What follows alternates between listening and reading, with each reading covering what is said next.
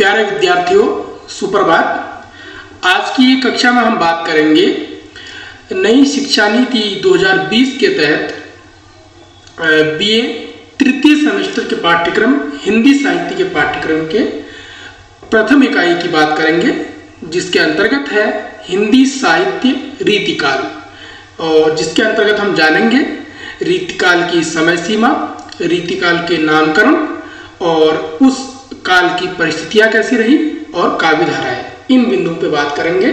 आइए सबसे पहले हम जानते हैं कि रीतिकाल क्या है, और इससे पहले हमें जानने की आवश्यकता यह है कि हिंदी साहित्य का इतिहास क्या है। जैसा कि आप जानते हैं, किसी भी साहित्य का या किसी भी क्षेत्र का अपना एक इतिहास होता है, जिसको इतिहासकारों द्वारा सूचीबद्ध किया जाता है। तो इसके अंतर्गत हम जब देखते हैं हिंदी साहित्य के बारे में, तो संवत 1050 के बाद का जो समय है, उसको हमारे साहित्य के इतिहासकारों ने उसका विभाजन किया है।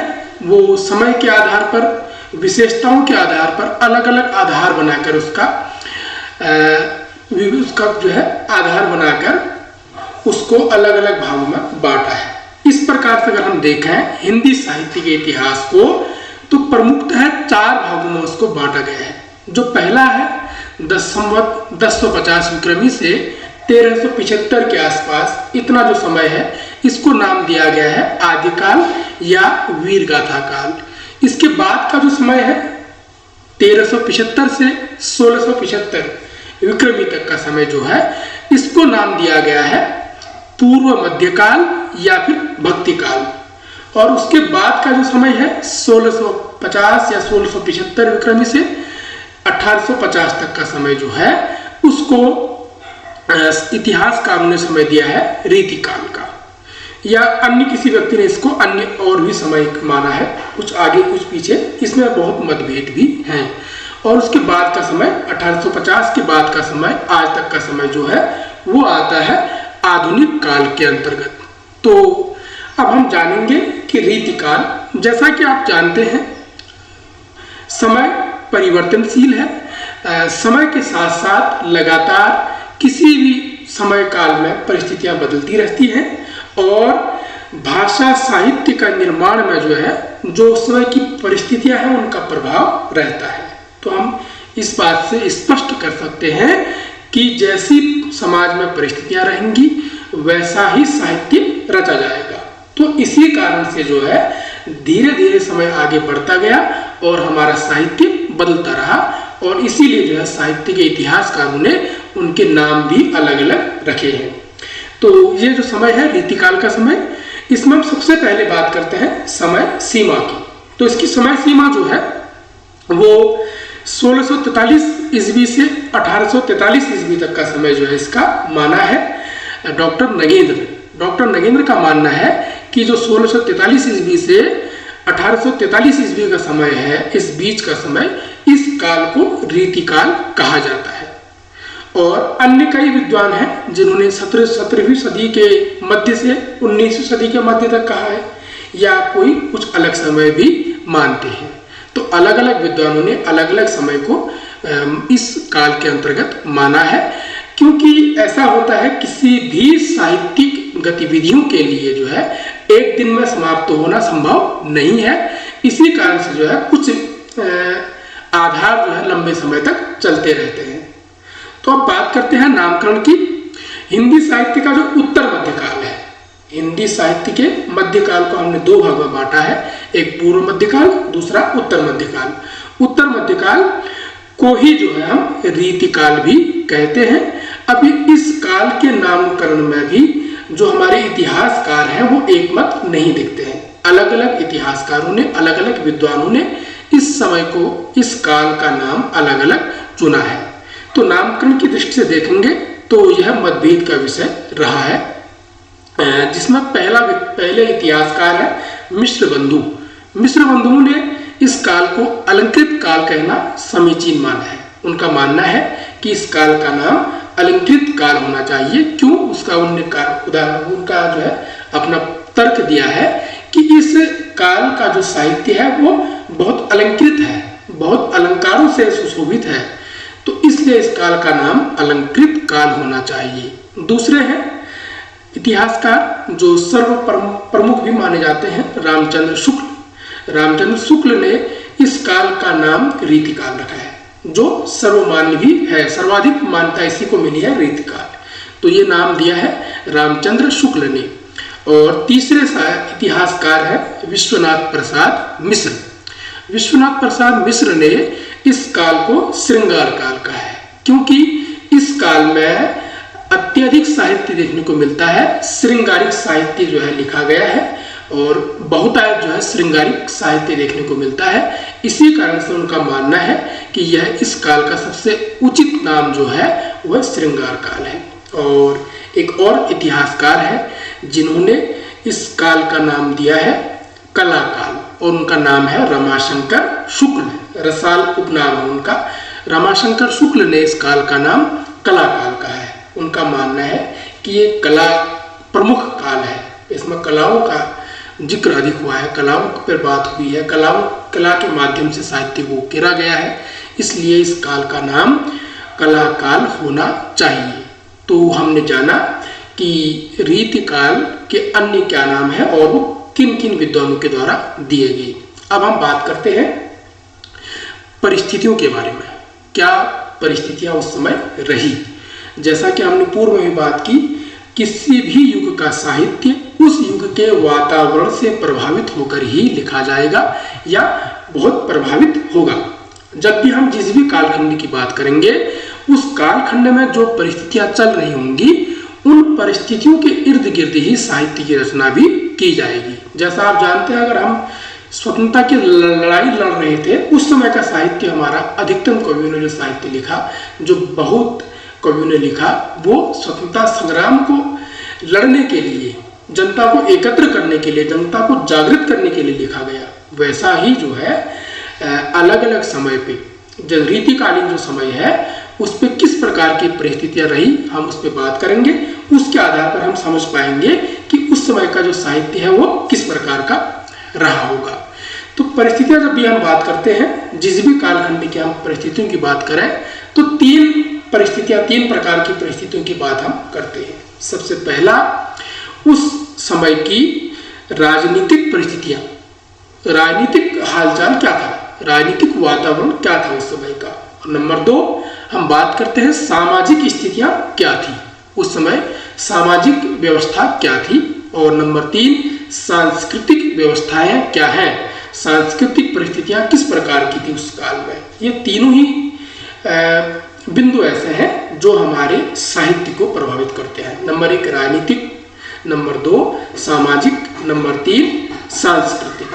तो आइए बात करते हैं सबसे पहले कि उस काल में राजनीतिक व्यवस्था कैसी थी, राजनीतिक परिस्थितियां कैसी थी। जैसा कि आप जानते हैं, रीतिकाल का जो समय है वह मुगल काल का समय है, और मुगल काल भी उस बीच में, उस रीतिकाल के समय में मुगल काल ने मुगल शासन ने अपना यौवन भी देखा, अपना बुढ़ापा भी देखा और अपना अंतिम समय भी देखा है।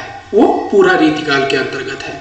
हम ऐसा क्यों कह रहे हैं, हम जानेंगे कि जब शाहजहां का समय था, रीतिकाल के अंदर शाहजहां का समय भी आता है, औरंगजेब का समय भी आता है, और औरंगजेब के बाद जो उत्तराधिकारी राजा थे, मुगल शासक थे, उनका भी समय आता है। तो 3 समय ऐसे हैं जब हम पाते हैं, जब शाहजहां का समय था तब मुगल काल अपने वैभव की चरम सीमा पर था, वैभव का अपना जो है चरम पर था, और शाहजहां ने जो है अपने शासन के दौरान पूरे भारत में जो अपना विस्तार, अपने राज्य को विस्तार दिया और उसकी वृद्धि की। दक्षिण में, पश्चिम में, पूर्व में, उत्तर में सभी प्रांतों में उन्होंने अपनी व्यवस्था को कायम किया, अपने शासन को कायम किया। इसीलिए हम इस काल को मुगल काल का वैभव का चरम सीमा कह सकते हैं, यौवन काल भी कह सकते हैं। और उसके बाद का समय, शाहजहां जब वृद्ध हो जाते हैं तो उनकी वृद्ध वाली परिस्थितियां, बीमार परिस्थितियां, फिर उनके जो है उत्तराधिकारी में लड़ाई की, लड़ाई के बाद जो है औरंगजेब का गद्दी पे बैठना, वो भी उसी काल के अंतर्गत है। और औरंगजेब की जो नीतियाँ थी, औरंगजेब की जो व्यवस्थाएं थी, वो इतनी बेहतर नहीं थी, वो इतने उदारवादी व्यक्तित्व का नहीं था। इस कारण जो है उस समय में जो हमारा राजनीतिक परिस्थितियाँ थी वह बहुत सीमित रह गई, बहुत कम अपने आप में तरक्की कर पाई। वो उसका बुढ़ापा हम कह सकते हैं, वृद्धावस्था मुगल काल की कह सकते हैं। और जो तीसरी व्यवस्था, जो उसके बाद का समय हम देखते हैं कि जो औरंगजेब के बाद के जितने भी शासक बने, उनमें कोई भी शासक इस प्रकार प्रभावशाली नहीं रहा या उनका ऐसा व्यक्तित्व नहीं रहा कि वो अपने राज्य को सुचारू रूप से चला पाते। धीरे धीरे उनके हाथ से उनकी सत्ता निकलती गई और अंततः अंग्रेजों ने उनकी जो शासन को जो है अपने हाथ में ले लिया और उस मुगल शासन का अंत हो जाता है। तो बड़ी ही उठापटक की परिस्थितियां उस समय रही। अगर हम राजनीतिक दृष्टि से देखते हैं, बड़ा ही उठापटक का काल रहा है। ये अधोपतन का, कभी ऊपर कभी नीचे, कभी ऊपर कभी नीचे, कभी जो है बहुत अच्छा कभी बहुत खराब, यानी कि एक समान परिस्थितियां राजनीतिक रूप से नहीं रही हैं। तो इसीलिए इस काल के साहित्य में जो प्रभाव हम देख पाते हैं वह भी इसी प्रकार से है, जैसे जैसे राजा आए वैसा वैसा साहित्य रचा जाने लगा। तो इस प्रकार से हम कहेंगे कि उस समय की राजनीतिक परिस्थितियां बहुत खराब थी, बहुत अच्छी नहीं थी, बहुत स्थिर नहीं थी, अस्थिर थी। तो उसी प्रकार का साहित्य पर प्रभाव भी उनका पड़ा। अब हम बात करते हैं दूसरा, सामाजिक परिस्थितियां क्या थी उस समय की, या सामाजिक व्यवस्था क्या थी। आप देखेंगे उस समय का जो सामाजिक व्यवस्था जो है, एक तो सबसे पहली बात ये थी कि सामंतवाद का बोलबाला था। जो राजा कहे वही सब कुछ सबको मान्य होता था, राजा जो चाहे वो लागू कर सकता था। ये व्यवस्था उस समय की थी। दूसरा, हम ये भी कह सकते हैं कि जैसे राजनीतिक व्यवस्था वहां रही है वैसी ही सामाजिक परिस्थितियां भी रही है। अधःपतन की ओर या अधःपतन का युग भी इसे कहा जा सकता है, सामाजिक परिस्थितियों के माध्यम से। और उस समय की जो व्यवस्था थी वो उसके केंद्र में राजा होता था, यानी कि बादशाह होता था, और उसके बाद जो है जो दूसरा वर्ग होता था वो उनके अधिकारियों का होता था, उनके जो अधिकारीगण होते थे उनका होता था। और जो सबसे निचला वर्ग था वो कृषक है, व्यवसायी है, या फिर जो अन्य जो थे उस प्रकार के लोगों का था, जो मजदूर वर्ग कहा जा सकता था। इस काल में जो मजदूर वर्ग था, जो कृषक वर्ग था, उस पर दोहरी तीसरी प्रकार की जो है 3 तरफ से 4 तरफ से मार पड़ती थी। एक तो राजा कर लेता था उनसे, ऊपर से जो है जो उनके बनिया थे, जो व्यवसायी थे, उनको वो परेशान करते थे, उनके जो अधिकारी थे वो उनको परेशान करते थे। तो इस प्रकार से हम कह सकते हैं जो सामाजिक व्यवस्था में बहुत अव्यवस्थित सामाजिक व्यवस्था थी। समाज में जो है समान अधिकार नहीं थे किसी को भी, और एक वर्ग जो है शोषक वर्ग, एक वर्ग शोषित। जो शोषित वर्ग है उसको शोषण करने वाले बहुत लोग हैं। तो इस प्रकार से जो है जो उस समय का जो काल रहा है वो सामाजिक रूप से बहुत अच्छा नहीं रहा है या बहुत स्थिर नहीं रहा है। सामाजिक व्यवस्था अलग अलग राजाओं ने अलग अलग तरीके की बनाई। जैसे शाहजहां कुछ उदारवादी थे तो शाहजहां ने जो है कुछ अलग तरीके की व्यवस्था बनाई। फिर उसके बाद औरंगजेब जब गद्दी पे बैठा, औरंगजेब में उदारता कम थी तो उसने समाज को उस प्रकार की व्यवस्था में बांट दिया, और उसके बाद वाला जो है बाद के जो शासक थे उनमें कुछ अन्य व्यवस्थाएं उनने शुरू की। तो जो इस यह काल है यह बहुत उहापोह उठापटक का जो है काल रहा सामाजिक व्यवस्थाओं के तहत भी। अब तीसरी हम बात करेंगे सांस्कृतिक परिस्थितियां। सांस्कृतिक परिस्थितियों के तौर पर भी हम देखेंगे तो सामाजिक और राजनीतिक परिस्थितियां ही सांस्कृतिक परिस्थितियों को भी प्रभावित करती है। एक तो अलग अलग राजाओं का आगमन, अलग अलग राजाओं का शासन, अलग अलग व्यक्तियों का शासन, अलग अलग विचारधाराओं का शासन इस बीच चलता रहा। तो उनने जो है अपने हिसाब से संस्कृति को भी अपनी ओर मोड़ने का प्रयास किया। संस्कृति में भी वही बदलाव करने की कोशिश की जो वो चाहते थे, जो उनकी मना स्थिति में थे। तो इस प्रकार से इस काल की जो सांस्कृतिक परिस्थितियां थी वो भी अस्थिर थी।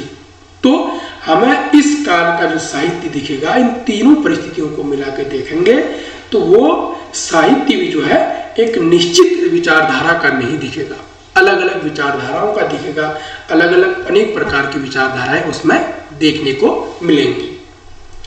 तो हमने बात की इस कालखंड की परिस्थितियां कैसे रही, जिसके अंतर्गत हमने जाना राजनीतिक परिस्थितियां किस प्रकार की थी, सामाजिक परिस्थितियां किस प्रकार की थी और सांस्कृतिक परिस्थितियां किस प्रकार की थी। अब अंत में हम बात करते हैं काव्य धाराएं। जैसा कि हम पहले ही बात कर चुके हैं, इस काल के काव्य में जो है स्थिरता देखने को हमें नहीं मिलती है, एक साथ अलग अलग विचारधाराएं भी कार्य कर रही थी।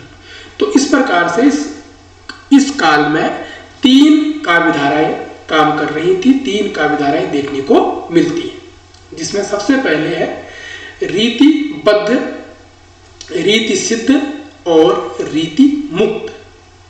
तो तीनों में जो है रीति मुक्त वे एक प्रकार के जो है ऐसे कवि जो रीति को नहीं माना, जिनने रीति निरूपण को प्रयोग में नहीं लाया। दूसरे प्रकार के रीति सिद्ध, जो रीति को जानते तो थे, रीति निरूपण को जानते थे, परंतु उन्होंने उसका प्रयोग अपने काव्य में नहीं किया। आचार्य तो थे, वो जानकार थे, उस चीज के पर नहीं माना। और तीसरे प्रकार के रीतिबद्ध, जिन्होंने रीति निरूपण का ही काव्य लिखा। तो इस प्रकार से जो है 3 तरीके की विचारधाराएं हैं और काव्य धाराओं के संबंध में और उनके प्रमुख कवियों के बारे में हम अगली कक्षा में बात करेंगे, क्योंकि विस्तृत है ये, इसके अंतर्गत एक अलग से इसमें हम बात करेंगे। तो आज की वीडियो में इतना ही कि आज हमने जाना हिंदी साहित्य का रीतिकाल, उसकी समय सीमा, नामकरण, परिस्थितियां और काव्यधाराएं। तो आज के लिए इतना ही, धन्यवाद।